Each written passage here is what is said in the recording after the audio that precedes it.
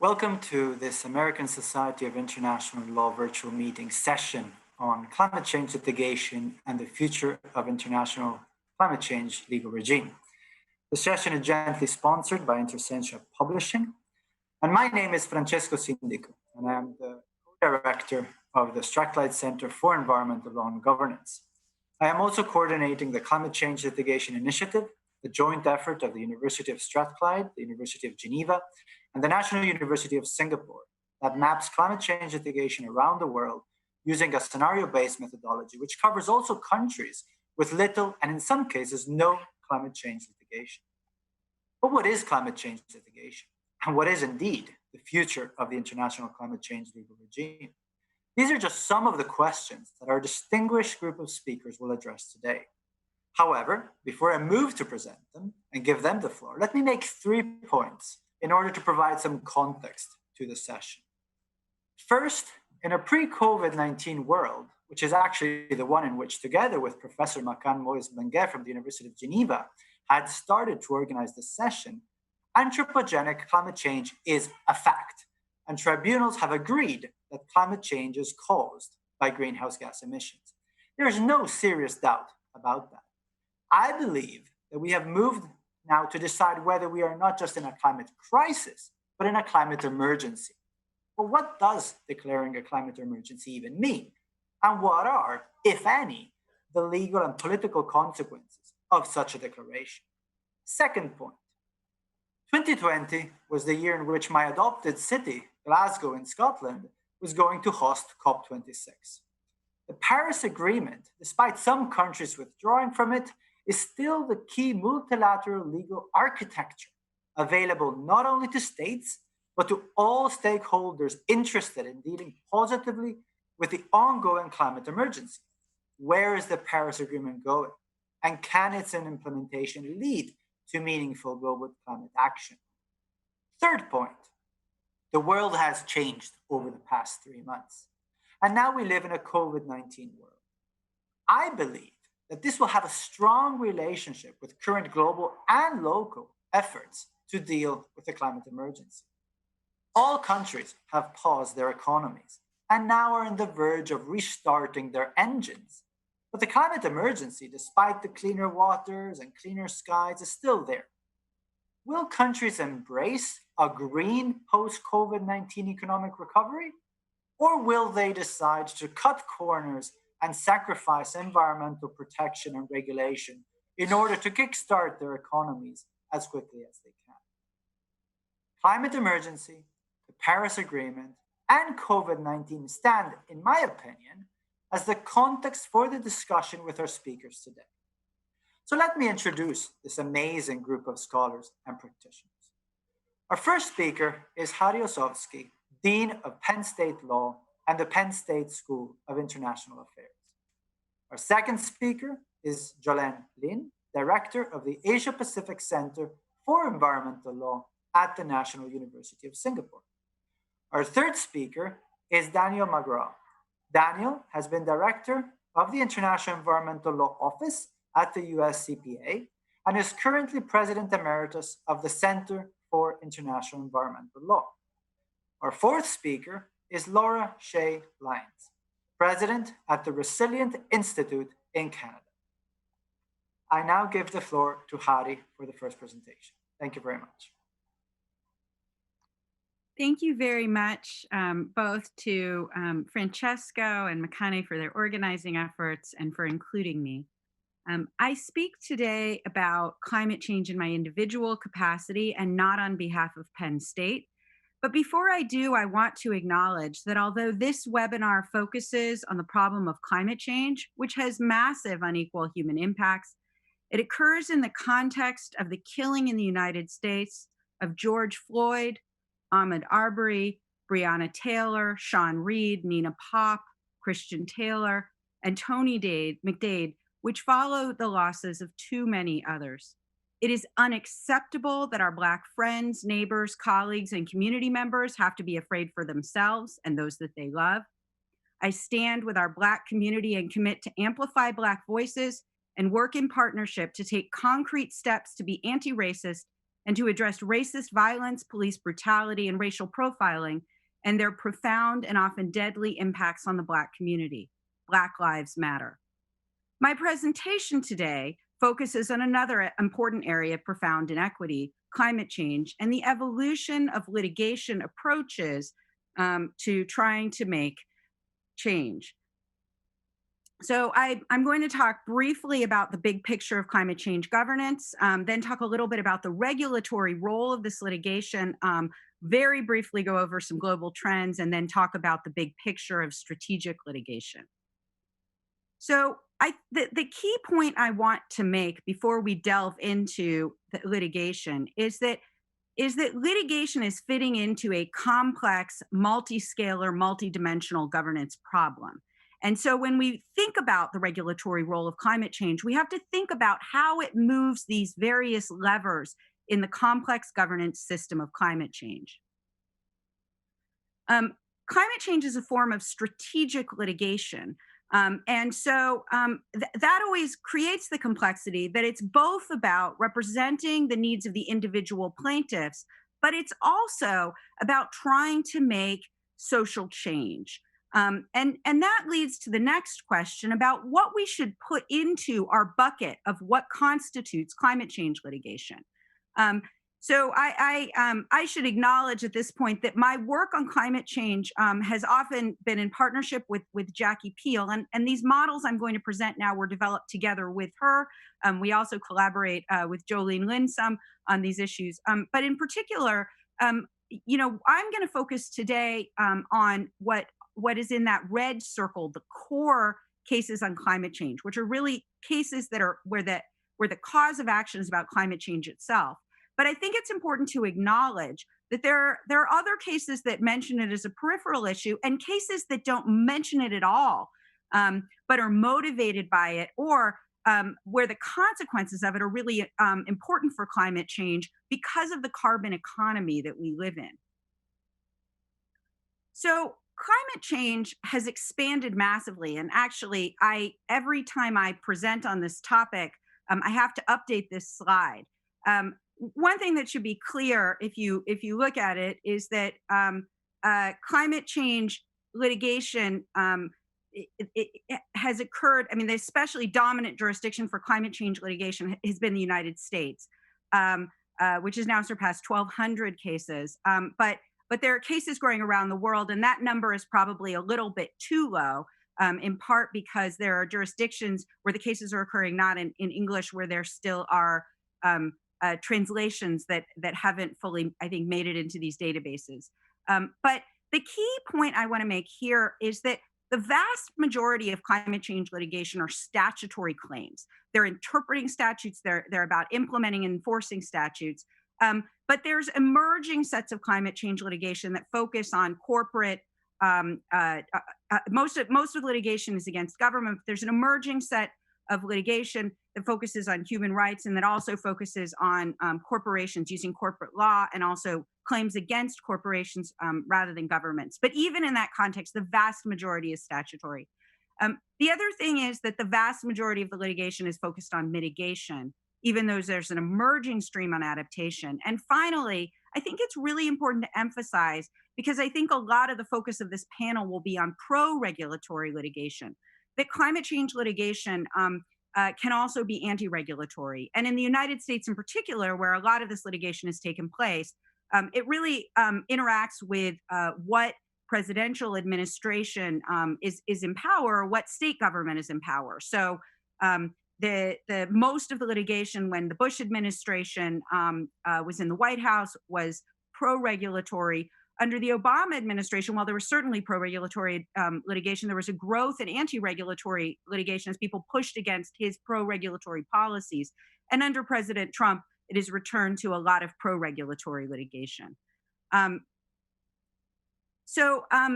What the other thing that's important to think about in terms of the regulatory role of climate change litigation is that the impacts of the litigation aren't simply what they directly do, but a lot of the impacts are also indirect, how they influence social behavior and governmental behavior. And so it's important when we think about the regulatory impact to look at both of those things.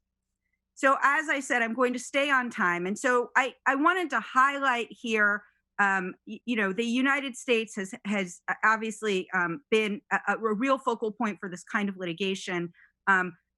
With of course the lead case, Massachusetts v. PA, the first Supreme Court case on climate change.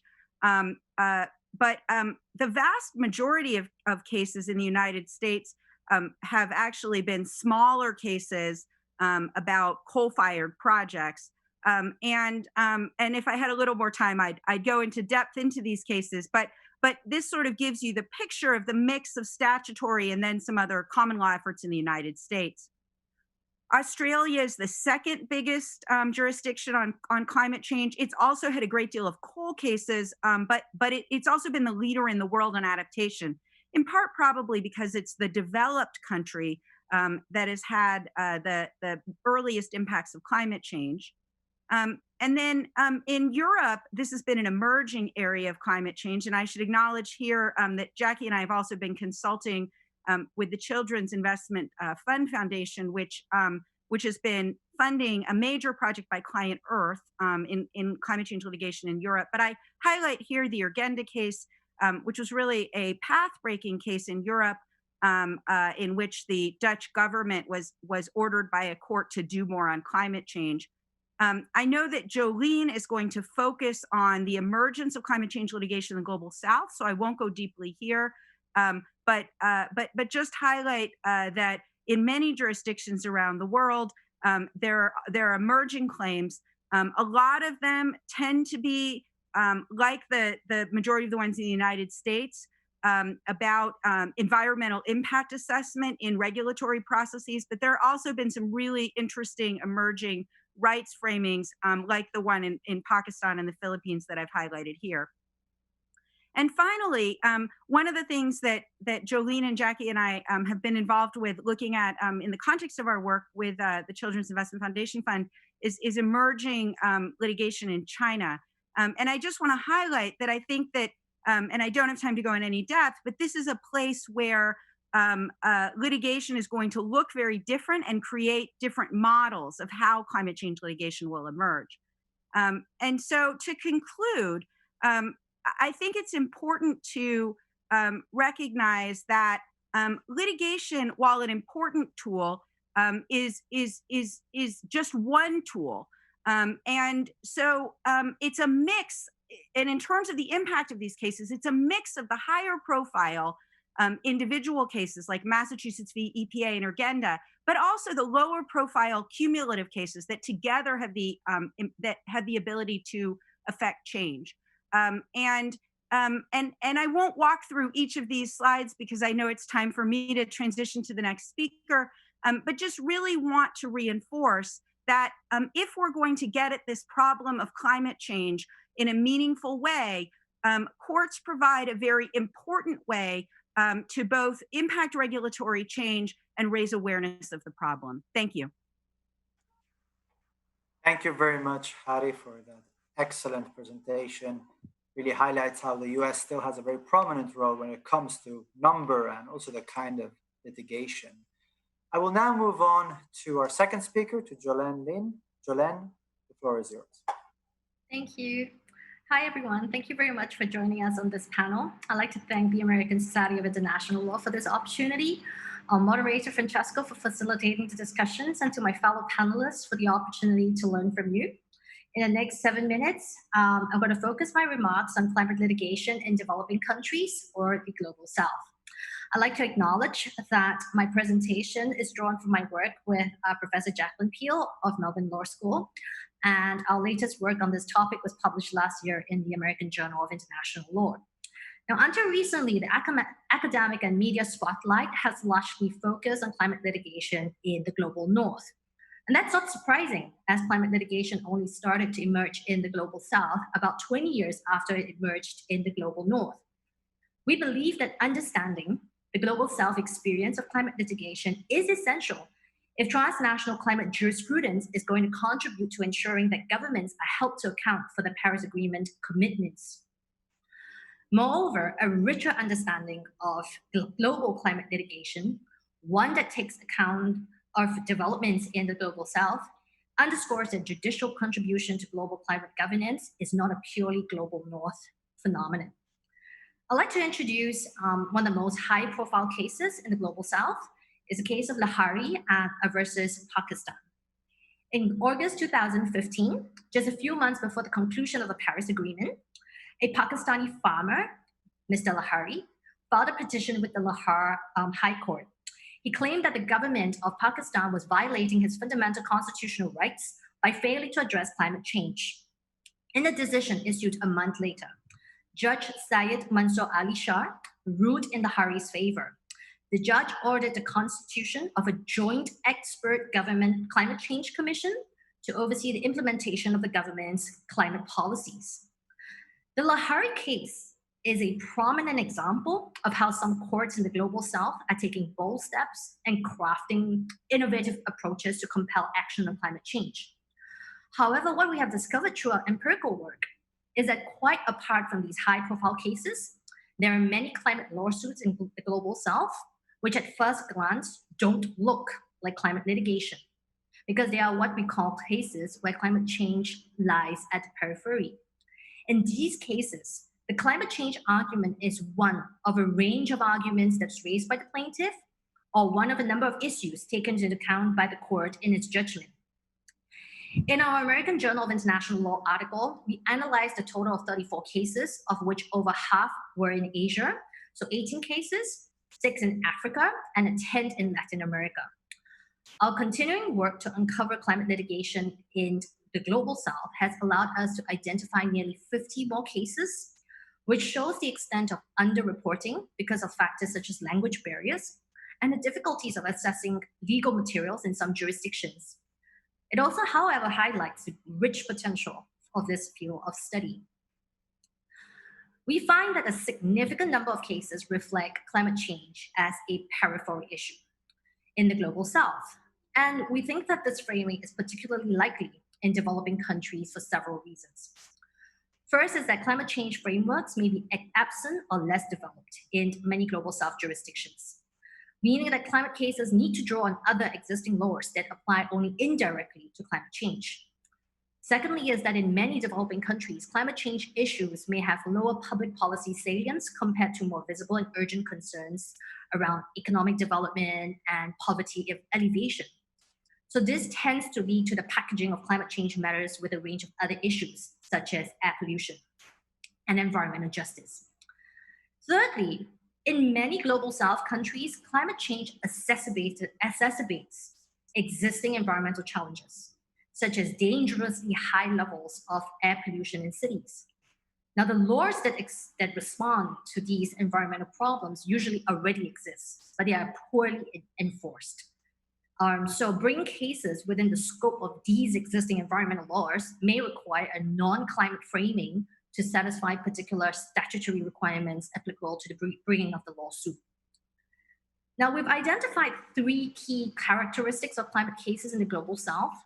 We, of course, have to bear in mind that the global south refers to a vast category of countries with very different social and economic conditions. So these are broad claims, but I think that they are shared widely enough for us to say that these characteristics can be found across the global south docket.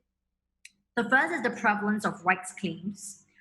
We find that a significant number of global south cases rely on constitutional rights or human rights, including alleged violations of the right to life or the right to the clean environment. We argue that a relatively high percentage of rights-based claims in the global south docket is at least in part due to the fact that many of the global south jurisdictions have constitutions that contain environmental rights, or at least, or in some cases, the right to life has been interpreted by the courts to include the right to live in a healthy and clean environment. The second is that we find that regulation forcing litigation, akin to Massachusetts v. EPA, is notably absent in the global south. Instead, what we have identified in our case law survey is that global south cases tend to demonstrate a preference for the enforcement of existing laws and policies, rather than pushing for new or better climate laws. I think we can say that in seeking to enforce existing laws, Plaintiffs in Global South jurisdictions are trying to address what they perceive to be the most fundamental drivers of climate change. Further, in bringing this type of enforcement lawsuits, litigants are able to rely on tried and tested case theories and judicial precedents to ground their pleadings. And this, of course, increases the chances of obtaining a favorable judgment, a factor which, of course, weighs heavily on the minds of all litigators, but more so for those who have to work with far fewer financial resources. The third characteristic of Global South climate litigation we found is that it takes on a stealthy nature. We use this term to convey the sense in which Global South climate litigation tends to advance cautiously and quietly by packaging climate change issues with less controversial claims. We think that an important reason why litigants in some Global South countries may prefer to pursue climate cases in this more indirect manner is because of traditions of judicial restraint in these jurisdictions. So I've come to the end of my time and I look forward to the discussion. Thank you. Thank you very much, Jolen, for this really exciting excursus of climate litigation around the world. I now give the floor to our third speaker, to Daniel McGraw. Daniel, the floor is yours. Thank you very much, and thank you, Francesco and Society, for organizing this program. As Jolen mentioned, human rights have been at the center of much of the litigation about climate, especially in the Global South. And it turns out that at the international level, climate change is at the heart of almost all of the litigation that's been brought thus far. And I'm going to focus on that aspect.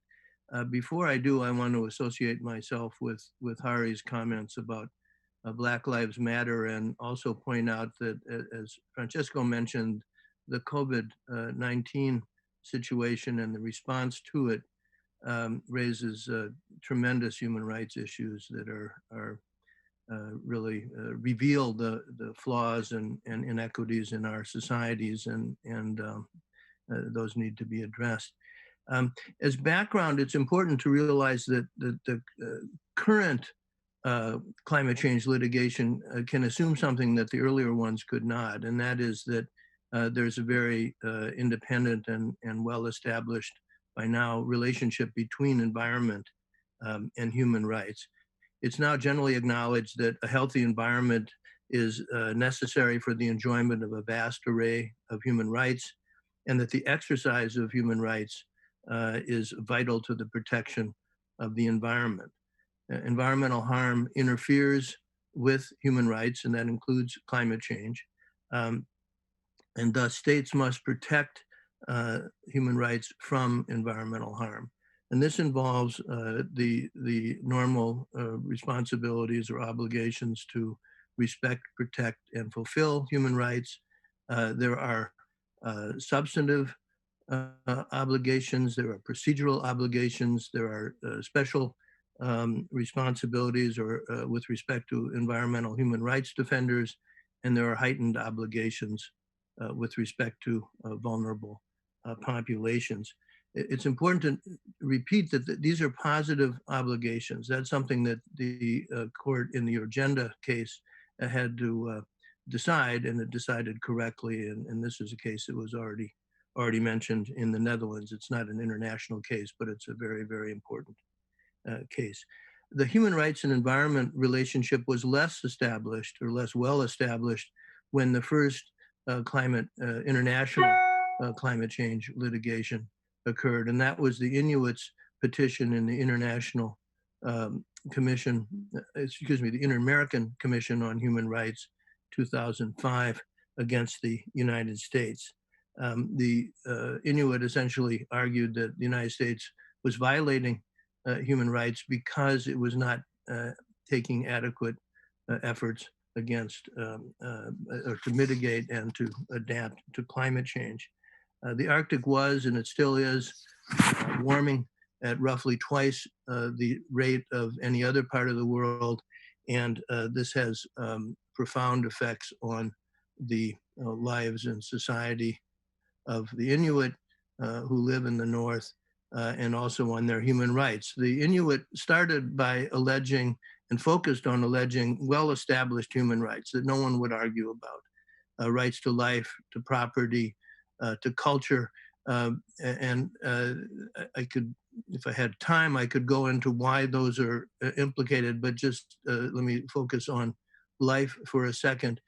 The ice melts from the bottom, and as a result, the travelers, Inuit travelers and Inuit hunters could not know whether the ice was safe, and they would fall through the ice, die, lose their legs, etc. So the implications for human rights of what is happening in the Arctic are very clear for the Inuit.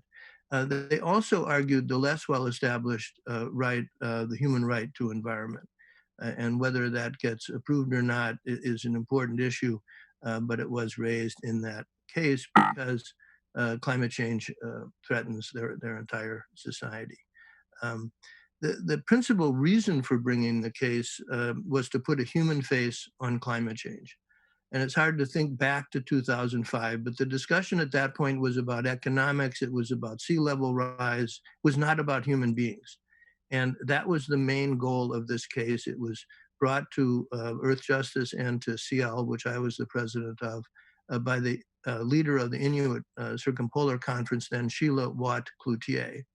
And there were other reasons as well to publicize the plight of the Inuits, to give the Inuits a way to voice their concern, a pathway, and also to force discussion of the issue, of course, including within the US government.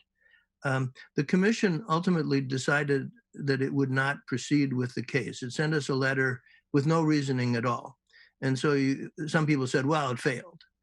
We beg to differ with that. The commission also made clear through the staff that they would welcome a request to hold a hearing on climate change and human rights. We made the request, they held the hearing, it was webcast around the world. And right before the hearing started, the chair of the Inter-American Commission came up to Sheila and me and said to Sheila, thank you for putting this important human rights issue on the agenda. So why was it a success then? Well, in the beginning, people literally laughed at this case. I mean, there were meetings where people laughed when they heard about it. Nobody is laughing now because of very effective follow-up that occurred. This brings us back to Lahari's point about the need for a real strategy, a real campaign, a follow-up that fits around or within these strategic cases. Governments of the Maldives in particular, tremendous leadership shown by Mark Lehman of the Maldives and other countries, intergovernmental organizations, NGOs, foundations, academicians. It was a very broad set of activities. Just for example, the intergovernmental actions were taken by the Human Rights Council, by the Conference of the Parties of the UNFCCC, by UNEP, and ultimately, of course, in the Paris Agreement and follow up to that. And it's now recognized that climate change implicates human rights in three ways. States must respect, protect, and fulfill human rights when taking actions to mitigate or adapt to climate change. That should not be a radical statement, but it took years to get countries to agree to that. The second is that climate change impacts the realization of human rights, as in the case of the Inuit. And the third has to do with migration. Climate change causes migration, and the rights of the migrants, whether they're internally displaced people or transboundary refugees, and the people in the areas through which they travel or in which they ultimately settle are implicated.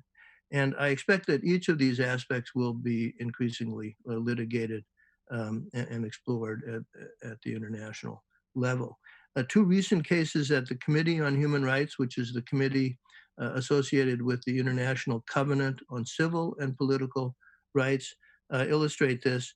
The Teitiota case, which was decided earlier this year against New Zealand, Tetiaga was denied asylum by New Zealand, and he and his family were sent back to Kiribati, and he challenged this. The committee held that New Zealand had not violated the human rights, but said that it could have, that the human rights would not be violated unless there is a risk of irreparable harm that is real, that is personal, unless there's a very extreme situation, and that is reasonably foreseeable. Now, obviously, that could well happen with respect to climate change. So this is a loss for Tetiaga in terms of his own asylum efforts, but more generally, it leaves room for a different kind of outcome. There's also a case before the committee now, the Torres Strait Islanders case. This is against Australia, and they're alleging a situation similar to what the Inuits allege, the violations of rights to life, culture, and privacy, family, and home due to alleged failure to adequately mitigate and adapt to climate change. I also expect that human rights will be central to trade and investment cases, litigation cases at the international level in the future, especially cases that involve virtual water and embedded carbon. I expect to see those coming up. Now, these cases illustrate an advantage of bringing individual human rights cases in international climate change litigation. Human rights bodies are used to doing what is required in this kind of case. They're used to engaging in the type of fact-based inquiries, and thus they are actually well suited for this. The history also demonstrates that strategic climate change litigation can succeed, but only if it's part of an overarching campaign that involves effective follow-up. In conclusion, human rights can be a potent component of successful climate change, either at the domestic or at the international level, and it will be very interesting indeed to watch this develop over the coming years. Thank you. Thank you very much, Dan. It's an amazing and super interesting presentation. And I'll give the floor to Laura Shea Lyons for our final presentation, and then we'll move up to our Q&A. Thank you so much, Francesco, and I'm delighted to be with you all, even though we are not together. I am joining you today from Alberta, and this is Canmore, which is just outside of Banff National Park. Many of you may have visited here or know of it in the Canadian Rocky Mountains, which is also known as Treaty 7 Traditional Territory for our First Nations, the First Nations here. I'm just gonna quickly refer back to Lahari's first presentation about emerging litigation and indirect effects. I think that the next topic, which is the rights of nature, fits well with that. And also some points Daniel was saying about human rights and the right to a healthy environment. And gosh, how are we going to have a healthy environment if we don't protect the environment? So the link between human rights and nature's rights is very important. And I do believe a tool that could be used moving forward to bring awareness, at very least, to the climate emergency. So here's my line of thinking. Indigenous ways of knowing and governing were basically all but removed from lawmaking since colonialism, and this is a pattern throughout the world. So the colonial views on nature, which has been very much about use and extract to our advantage, have been the predominant way. And I gloss over this, there's much more to it, but you get the point. So now there is a call to invite Indigenous views back, to give rights to Indigenous people. But what does this really mean? Understanding the views that Indigenous peoples hold is very important to the rights of nature's cases. And the rights of nature could be a legal mechanism that could perhaps help climate change goals. And to illustrate this, a few examples. Right. So what are the rights of nature? It's an evolving legal principle. If you have not seen it, the Harmony with Nature on the UN site has a list of all of the current cases that are at constitutional level, state level, and even at tribal level. And it's grounded in the recognition that human and nature share fundamental, that nature shares, like humans, a non-anthropomorphic relationship.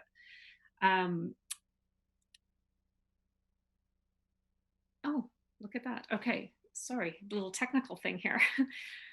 So a couple of the examples at the constitutional level, probably the most groundbreaking one was in Ecuador, and that was in 2008. And since then, there have been many, many cases. At a local level, Colombia, it became the first country to recognize nature as a subject of rights, first country there, and by signing a decree. And then at the local tribal level, there's a tribe in California that has recently put out a declaration. It's really actually a good example. And then, of course, New Zealand. This is the river case in New Zealand, is perhaps the most famous, and it's a topic for discussion here because of how it links to my hypothetical case that I'm going to share in a moment about bison. It is groundbreaking legal framework that, because it is the interconnectedness between nature and humans, and the courts realized or accepted that human and natures are an inseparable entity, and that the river and its tributary, it's not just the river, it's the tributaries, it's everything around the river.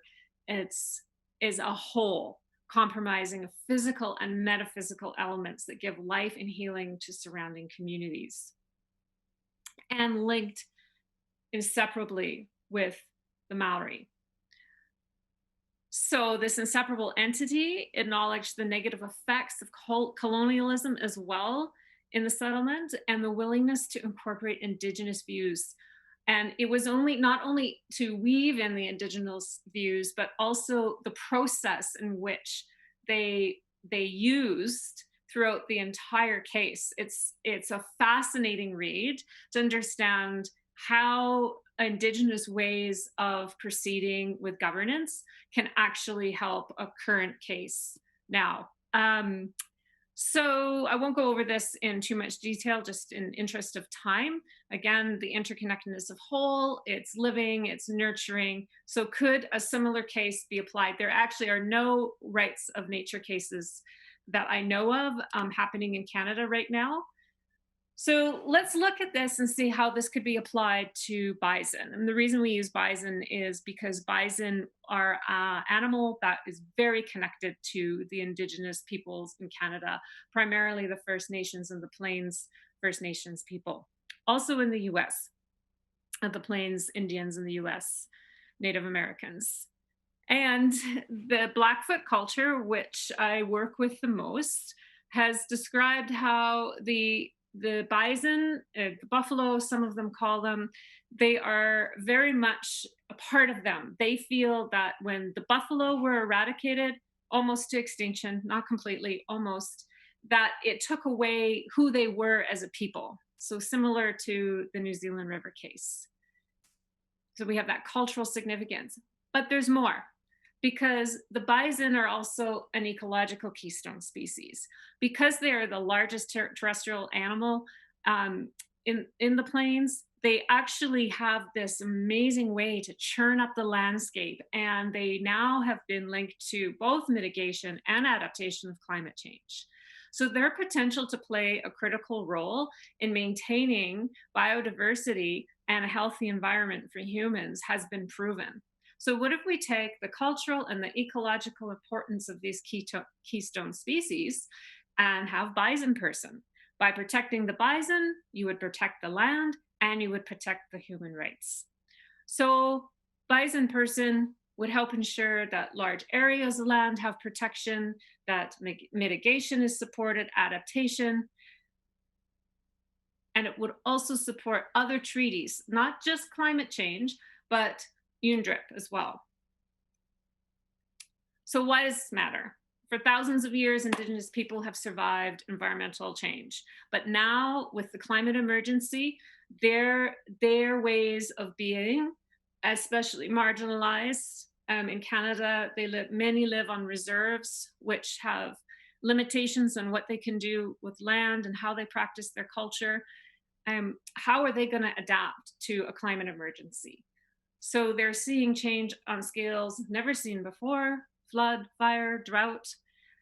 And it's time, if we truly want to decolonize and invite other ways of knowing and approaching problems and governance and legal challenges, viewing the natural world as an interconnectedness with humans, and taking cases like this forward could be a way to both draw attention to the climate emergency, but also to perhaps solve some of these very complex issues.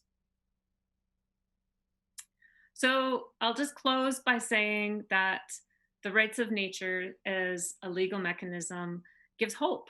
It gives hope about us living together in different ways. The recent events of Black Lives Matters, of COVID-19 have drawn so much attention to how we are moving forward as peoples. So how is that interconnected with our view of each other and nature? Thank you. Thank you. Thank you very much, Laura, for exciting, amazing, and super interesting presentations. So we now have heard from each other. And what I'd like to ask each of the speakers is to, in a very brief time, if you can just comment on a specific aspect that you have heard from the other speakers that resonates, that is particularly relevant in your opinion. We'll do that. So we'll start with Hari and then moving on in the order of presentations. And then I will be asking a specific question to each speaker. But just an initial reaction starting with Hari from what you have heard from the other speakers. So one of the things that I think is critically important in what we're hearing from each of the speakers is the evolutionary nature of this litigation as a strategic tool. So, this litigation really emerged in full force now a decade and a half ago or so. But it's really been growing at a very high rate. And I think it's important as we, that we think about as Jolen Lin has done in her work with Jackie, the emergence in other jurisdictions of this litigation. And I think that's particularly important because jurisdictions really vary from one another. They vary in their institutional structure, they vary in their legal structure, and in what the possibilities for litigation look like. Another thing that I think came out very clearly in the speakers that followed me is the importance that we think about equity issues in the way in which we're thinking about the impact of the litigation. And part of why it's so important, some of these emerging themes in the context of human rights and in the context of more countries being involved, is that it we need mechanisms, I think, for getting at the profound equity issues in climate change. And finally, Francesco asked me to talk just a little bit more about the Juliana case, which was a really important case in the United States that I think illustrates this question of indirect impact, just like the Inuit petition did earlier. So in Juliana versus the United States, filed in 2015, plaintiffs alleged that by exposing people and future generations to the dangers of climate change through continued fossil fuel use, the US government violated constitutional substantive due process rights and the obligation to hold certain natural resources in trust. After some initial positive decisions in the case in which it survived motions to dismiss, in January of this year, the Ninth Circuit dismissed it for lack of standing. And they're appealing, but regardless of the outcome, this has been a very important case in raising awareness about the future generations' impacts of climate change. Thank you very much, Hari. And that aspect of the different jurisdictions and whether they appeal more to climate change litigation, whether litigation will be more successful, is actually one of the questions that has been raised by a participant to the ASIL conference, which you have started to address. But I know Jolen has also looked at the different jurisdictions, and I also in my work have been looking at jurisdictions and also languages beyond English and beyond the common law sphere, let's say. So I'd like to just give the floor to Jolen to again comment on any aspect of the other presentations that she found particularly interesting. But I'd also like to ask you a specific question. So in interest of time, I will be asking the rest of the speakers a specific question as well. And if we still have a little bit of time, we can continue later. And to Jolen, my question is the following. You have been reviewing cases from the Global South. And I'm very happy that you clarified that Global South is a difficult word. The Global South is a lot of different things. You know, to bring Latin America and think that it's the same Southeast Asia clearly is not that we're looking at. What can the Global North learn from the Global South when it comes to climate change litigation? So the floor is yours, Jolen, to comment on any aspect of if you can, just to add to this cross-fertilization, this learning experience from different practices around the world. Thank you, Francesco. So I think one of the things that stood out from the discussions and the presentations was just the diversity of pathways and routes that can be used to achieve climate litigation goals. And I think that points to this how exciting and promising these different possibilities are. I think that basically what we have seen in the last year or so, especially with the high point of the Dutch Supreme Court decision, and also as Dean Harry Hopsowski has pointed out with the Juliana case, just these high profile cases, but just a lot more developments have happened in climate litigation. I think the fact that we have to be more conscious of, I guess, the framings of how we, of climate litigation to the issues of justice and the vulnerability of many communities. So I think that's something that has come true for me from the presentations. So the question you've asked me, Francesco, it's a really tough one. What can the Global North jurisdictions learn from the Global South? So I think that it's first of all, you know, the case law, the size of the case law that we have in the Global North is just far greater exponentially than the Global South. You've got a very small number of cases compared to what you have in the US and Australia. But I do think that there is room for multi-directional learning. But I must say with a humility that there's just, we're starting with a very small basis in terms of the case law in the Global South. The first thing is just the framing. What we have noticed is that in the Global North, most of the litigation takes on a very scientific framing. Most of the cases, because they are statutory interpretation cases, tend to focus on targets, the carbon budget, and of course, it's all really important because you need the science to back policy. But because of the framing, it tends to have a less obvious focus on climate justice. But what stands out really when you read many of the cases from developing countries is how the cases are really a plea from the people to their governments to do something about climate change because it is affecting their lives in very adverse ways already, and situations will worsen in the coming years. The second thing I think is really interesting is in the space of remedies. So as Dean Harry Hopsowski has mentioned about Juliana, it's a really powerful case in terms of its indirect effects.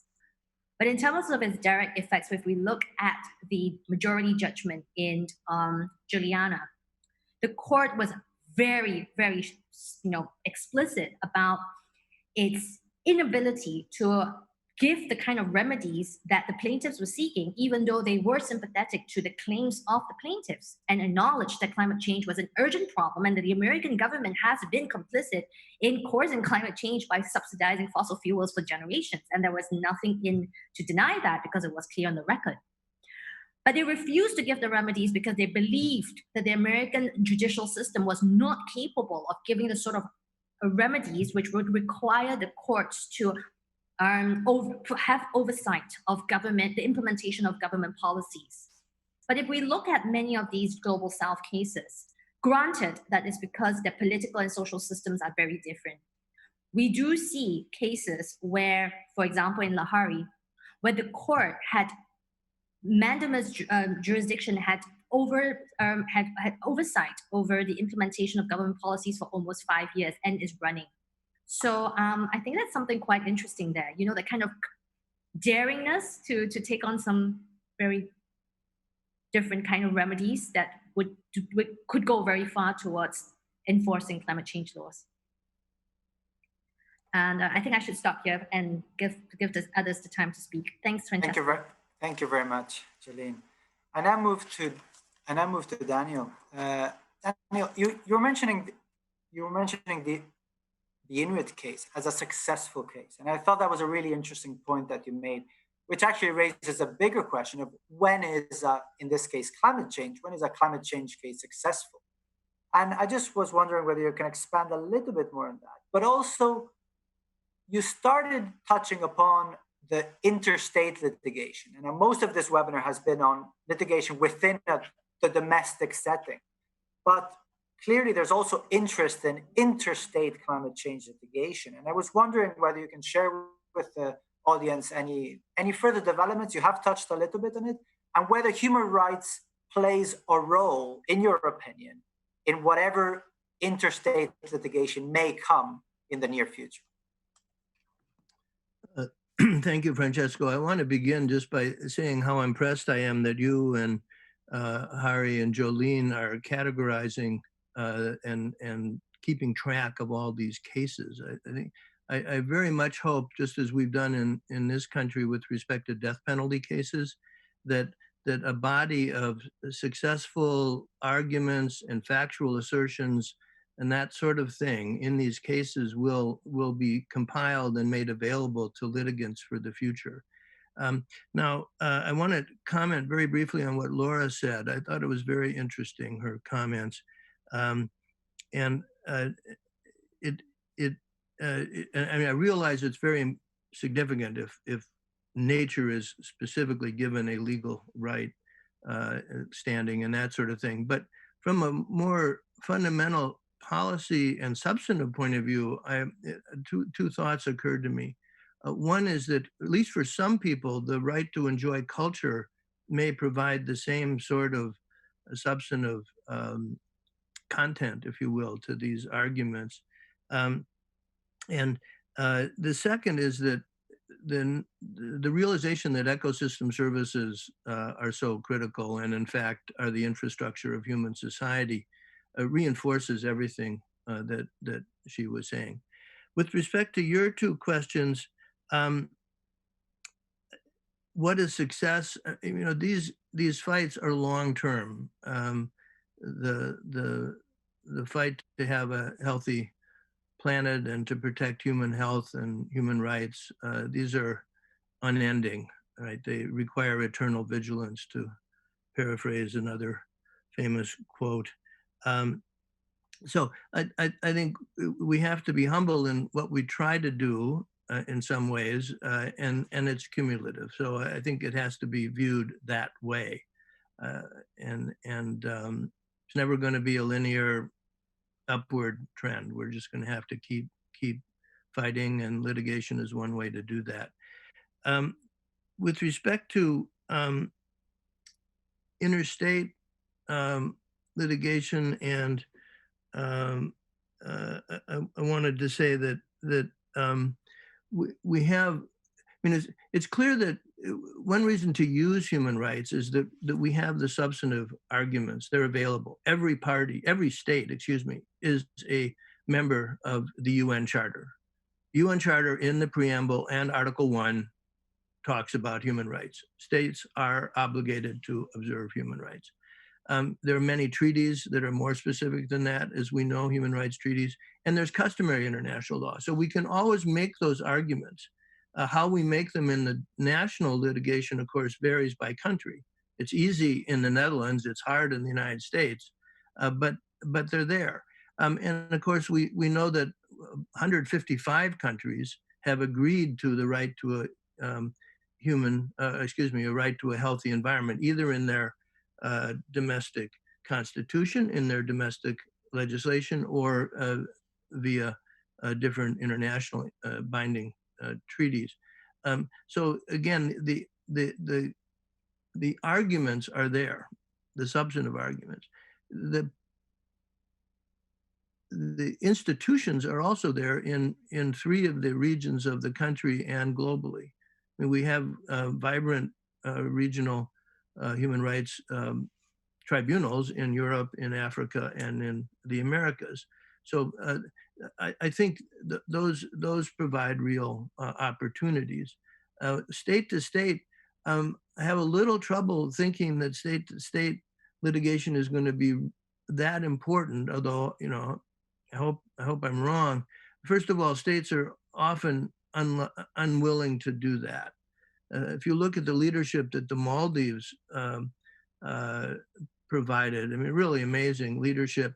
And they never brought a case to the to any or tried to bring any international case. They're small, and they played a different kind of game. And second of all, human rights are individual rights. I mean, that's the radical innovation after World War II is all of a sudden individuals, all of us on this call, can actually bring a claim against the state. It doesn't belong to the state. So I think that's, I'll have to stop there, but I think that impedes state-to-state litigation on this ground. Thank you very much, Daniel. Just very briefly to Laura, unfortunately, we don't have a lot of time, so I'll ask you very quickly, Laura, to comment on a specific question, which is about whether this rights for nature approach, would it be strategically mainly for advancing climate change adaptation? Or do you think it can also have a role? Thank you. I would like to even expand on that and say that if we look at the Wanganui Rivers case, that is the best possible case to say that the rights of nature could address mitigation, adaptation, for many reasons, because you're protecting natural environment. It's going to help with floods and having a healthier water. I mean, there's many, many, many reasons. Same with the bison that we could go over if we had more time. But it's also example of protecting the right to practice culture, the right to a healthy environment. And I think this could be quite interesting as this evolves, because as Dan pointed out, with the Inuit case and showing how the changes in the environment linked to the climate crisis and Inuit people dying because of it, breaking legs, having to relocate, there's linkages now to harm that are, I would hope, easier to make. So I answer your question by saying adaptation, mitigation, rights to culture, human rights, all of the above. Thank you. Thank you very much, Laura. And we could go on for much, much longer, but unfortunately, I have to draw this to a close. First of all, I would like to thank our excellent speakers. All of you have made a stellar job, and there is a reason why you have been invited to this panel and why you're being allowed to be so prominent in an ASL conference. I want to finish with 2 points that come from this debate and I think are very, very relevant.